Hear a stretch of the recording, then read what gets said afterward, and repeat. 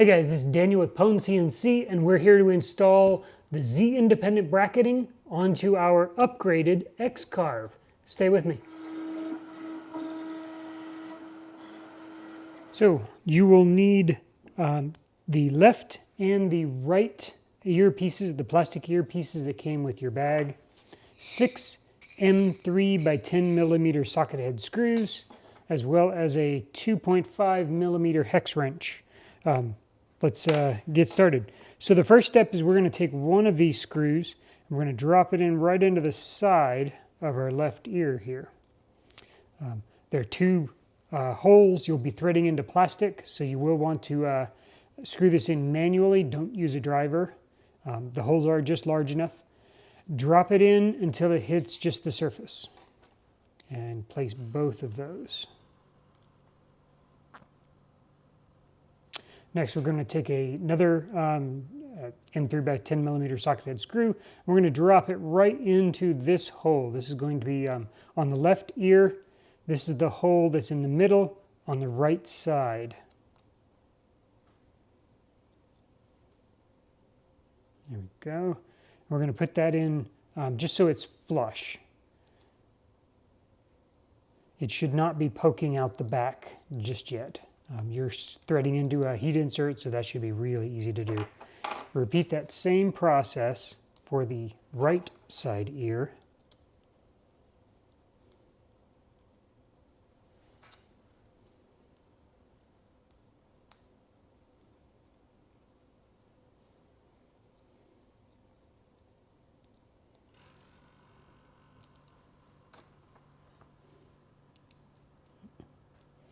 And in this case, on the right side ear, we're going into the left side hole. There we go. For our next step, we're going to need both of the aluminum track brackets, both of the assemblies from the previous step, 6 M5 nylon locking nuts, as well as 4 of the M5 by 20 millimeter button head screws. So the first step is we're going to take our left ear assembly here. We're going to take 2 of the, from the front, 2 of the nylon locking nuts. Make sure the nylon is on the inside as you drop it in. They will just gently sit there, so do that to both ears. Nylon towards the back. Then we're going to jump over and grab a track and one of our screws here. We're going to drop this right through the face. We're going to go into the, so we're going to be using this, we're going to be using this hole and this hole down here. So we're going to drop that hole in right there. Hold it in with your finger. Oop. Don't bounce it up like that. Grab your ear assembly and we're going to drop it right in. You will be threading into plastic here, so be cautious. Do it manually.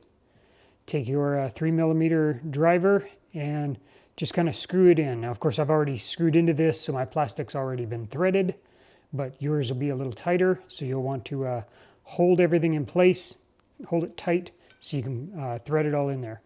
The track holding against the earpiece will hold those 2 M5 nuts in there. Those won't be used. Those are available for future accessories. So don't worry about using those. If you want to leave them out right now, you could, but it's better just to drop them into place so that they're ready for when you're ready to use them. Do that to both of the earpieces. Oh, and one mention is make sure on your tracks, your button or your holes here should be on the outside. So since this is the right ear, it's going to be on the right side. Take one of our, in this case, on this side, again, we're going to do the bottom right, and then this screw will be used in just a moment. So go ahead and tighten that up. Remember, this is threading, so it may take a little bit of a force.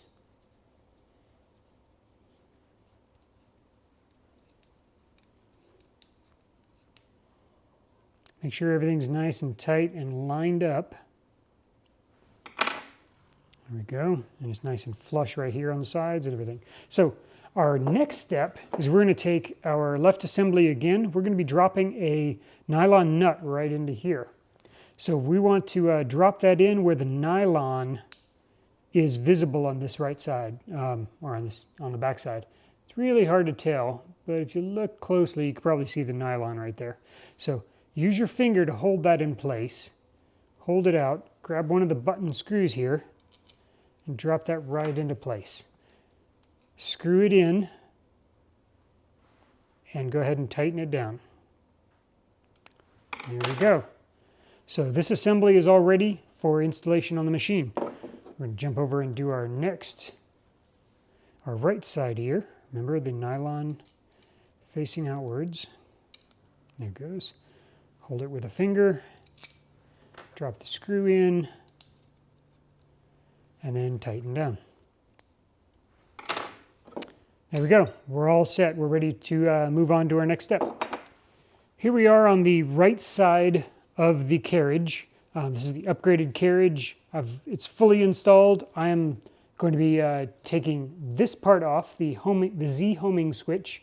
We're going to take that off temporarily using the X-Carve's 1.5 millimeter hex wrench. So take that off. Be careful not to lose your screws. They are tiny, and as well as the washers, so don't lose the washer either. Or washers. There we go. We're just going to set that up for a moment. We're going to take our right side assembly, and there's nothing much to do other than to just slide it down onto the track. This will be a tight fit at first. Over time, if I've pulled it off several times for photos and such, but occasionally it may get stuck. You might take a little rubber mallet and just kind of tap on it a little bit just to get it past the area there. But we're going to slide that all the way down until it is flush with the bottom of our carriage. Now go ahead and take a eyeball look at it, and once it's in place, then you can use a 2.5 millimeter hex driver, and we're going to drive in these side screws as well as that inner screw, and I'll show you how to get to that in just a second. So we're going to tighten that down. They should be roughly flush, so you shouldn't have to go much further than flush. Now, in the front, it's going to be just this hole just below this inside screw. In there, you should have access to that M3 by 10 millimeter socket head screw there. Just kind of tighten that in until it makes contact with the inside of the track. Now what that'll do is that'll give 3 points of contact to pinch this whole assembly into place, which gives very little movement down here at the bottom, which is perfect. Now we're going to repeat the same thing on the other side, of course, and which is super easy. Just drop that down into place, make sure it's flush on the bottom, tighten up those screws, and of course don't forget to reinstall your Z homing switch. Don't want your machine grinding at the top first time you turn it on after installing the boot.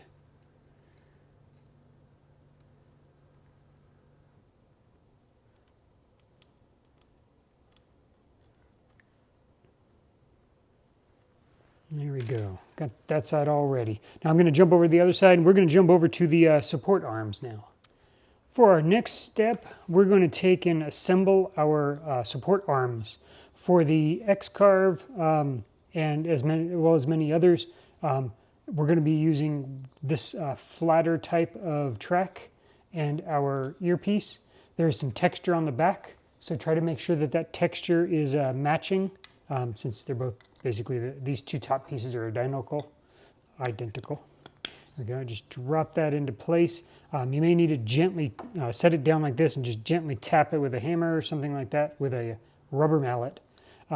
But just make sure that's plugged in, and you can put it down on a flat table just to keep it nice and flat. Do that to both of them. There we go. That way we got texture all the way down, as well as on this side. Then we're going to take our M5 nylon locking nut, drop that into place, kind of hold it.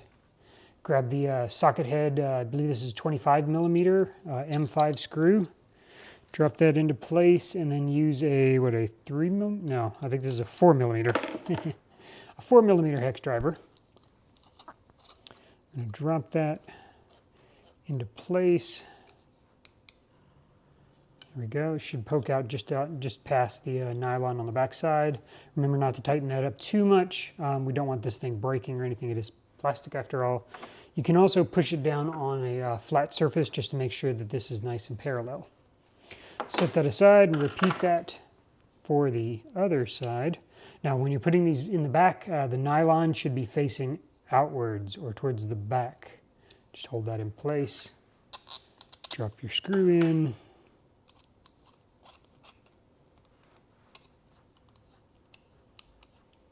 Tighten that in and we're good to go. Make sure it's flat. Looks like I got a little bit of bend here. So I'm going to loosen it up, hold it down flat, and then tighten it back up again. So there, it's nice and flat. Now, our next step is we're going to take our left side ear. Actually, let me take the right side ear and zoom in on this, on the carriage, because now it's time to put in or mount these guys. So we're going to take the right side, hold it like this, take one of the thumb screws, drop that right into place, grab one of the nut plates. This slides right in from behind, just kind of holds in place. Use your finger to kind of hold it, just keep it from moving out or anything.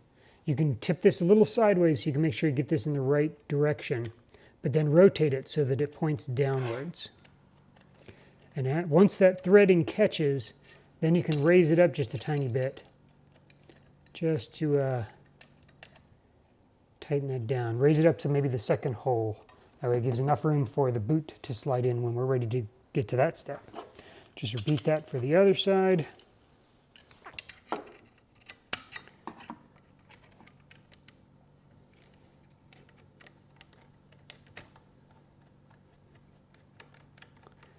There we go, raise that up a little. There we go, it's all set. Now to use these, to reposition the Z level of your boot, because remember these are Z independent, so they're independent of your router's movement, right? Because it mounts to the X plate, not the Z plate. So with these mounted Z independent, you're going to need to loosen these up, raise and lower, but try to put both sides at the same hole or at the same position, and then tighten it back up. And there we go. We're ready to, oh, you're done. You've just assembled the upgraded Z-axis bracketing system, Z-independent bracketing system for the upgraded X-Carve. I hope you found that helpful and useful. Hopefully the written instructions with combination of the video will make this installation a breeze. Let me know what you think. Send info, pictures, comments. I would love to see it all at info@PwnCNC.com. And remember, don't just own your CNC, dominate it.